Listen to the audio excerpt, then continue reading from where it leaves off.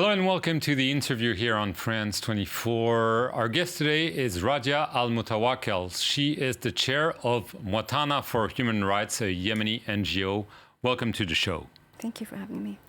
Your NGO is releasing its new annual report. It's based on field work, over 2,000 interviews with victims, relatives, eyewitnesses in nearly all the regions of Yemen, a very difficult task given the situation in your country.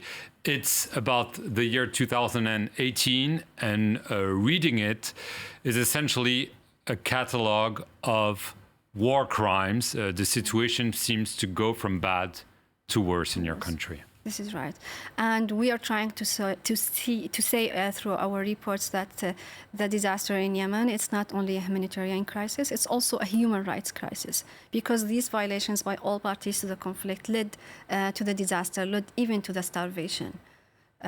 So it's very different type of violations that Mwatana has managed to document all over Yemen, but still even the reality much worse than you are reading in this report. Right, because reading it, you see airstrikes on schools, on hospitals, on medical personnel. You see humanitarian aid being blocked. Those could be war crimes. But you say, you apportion blame. You say both sides, essentially the Saudi-led coalition and the Houthi militia on the side, are to blame, correct? Yeah, so there are no clean hands in the war in Yemen. So it's the Ansarullah group, Houthis. It's the Saudi and Emirati-led coalition. And we also have the Hadi government and armed groups loyal to Hadi government and proxy forces loyal to the United Arab Emirates beside the drones.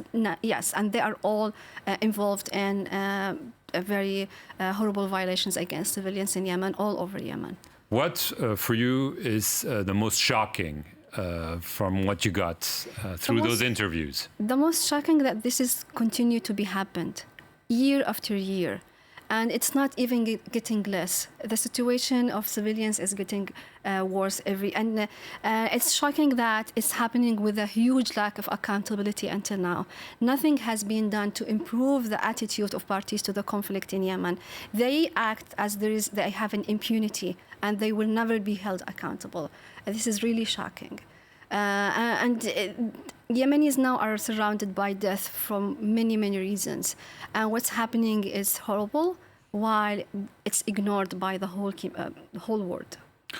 There's a UN mediation going on. There have been talks, especially to improve the situation of the port of Hodeidah, which is a key to bringing in humanitarian aid and trade in Yemen. But it seems you're rather cynical about this, because while they talk, bombs continue to fall.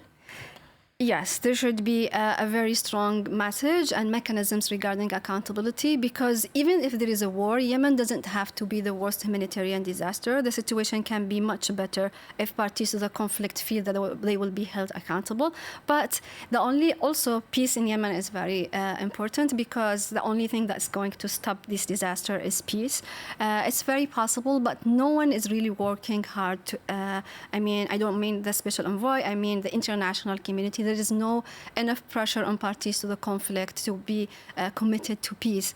After the Khashoggi murder, when the international community decided to do a real pressure, balanced pressure, they succeed to send all parties to the conflict to the table only in 2 months.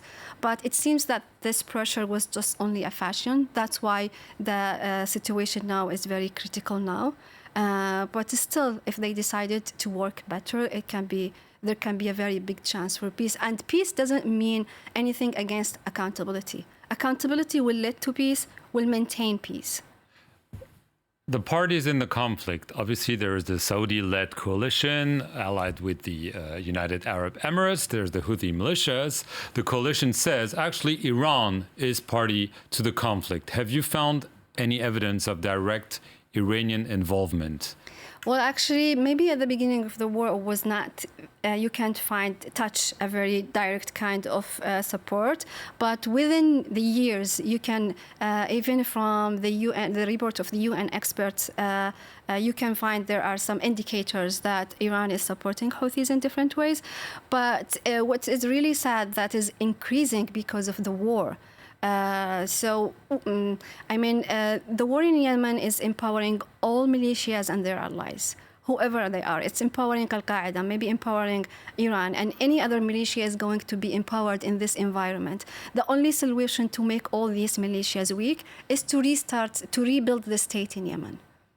Are you disappointed by the attitude of Western countries, the United States and Europe, that they're not forceful enough to push for peace and humanitarian relief? Yeah, it's not only disappointed, I'm angry. And it's very weird to me that they are just participating in fueling this war by selling weapons, while they can do much more than this to stop the war, to start the peace. They can push for this, but they don't do it.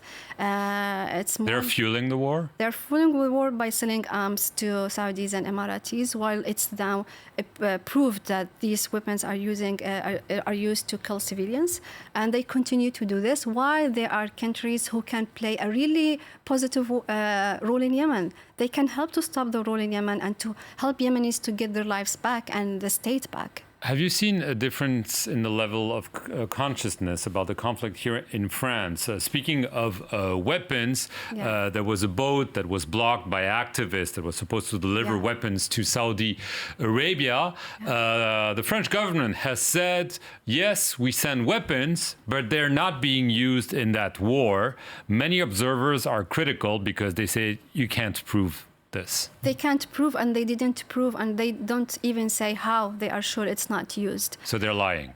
They are lying, and it's how many Yemenis should be killed until France or other countries are convinced that they should stop selling weapons as a message to the Saudis. That's what Germany did, at least for 6 months. It was and renewed. Other countries, our European countries, they did this. And it is not that Saudis will not have weapons. It's just a message from a country like France saying this is not acceptable.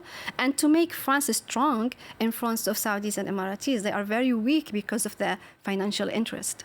So you would want to, for instance, the European Union to say, okay, full embargo on weapon sales to Saudi Arabia, the United Arab Emirates, until they make peace in Yemen? This is the minimum. They should stop selling weapons, but it's not only this. They should play a very positive role to help Yemenis to have a political agreement and rebuild the state again. Nevertheless, the main ally of the Saudis and the Emiratis is the United States. Clearly, the Trump administration hasn't shown a lot of interest or a lot of enthusiasm in trying to solve this Yemeni war. Yeah. It's clear now more than any time before that for these leaders, the financial interest is much more important than the blood of innocent people. But I believe strongly in other organizations and the civil society. For example, I am impressed by the efforts that have been done in France by civil society and media regarding selling weapons. So I'm sure that ordinary people, they are not ready to have better economy over the blood of innocent people.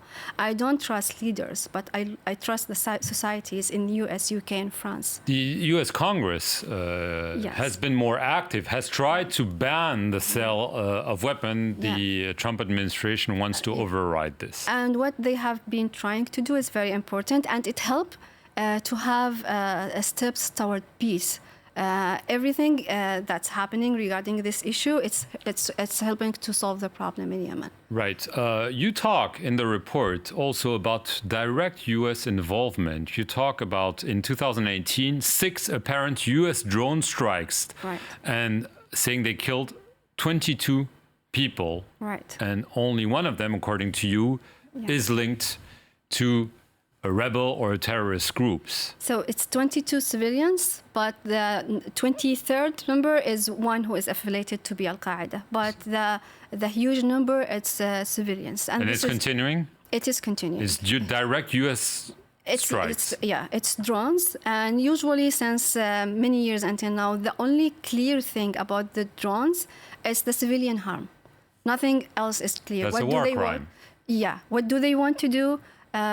What's their strategy? Who are they targeting? What's the benefit of all of this? No one knows. It's not clear. It's only clear that civilians are affected badly by this.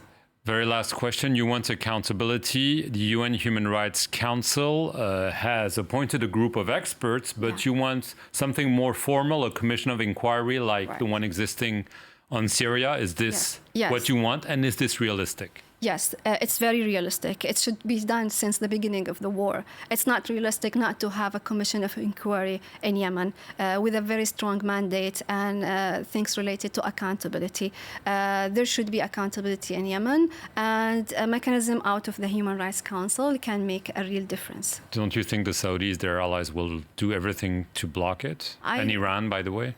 They tried a lot. In spite of this, the experts of the group of experts happened, and it was against their desire. So again, I believe in civil society, in countries who believe in human rights, that they can make it, and it can be made by a lot of pressure. Thank you very much, Radhya Al-Mutawakel, for coming on the France 24 set, and thank you for watching this edition of The Interview on France 24.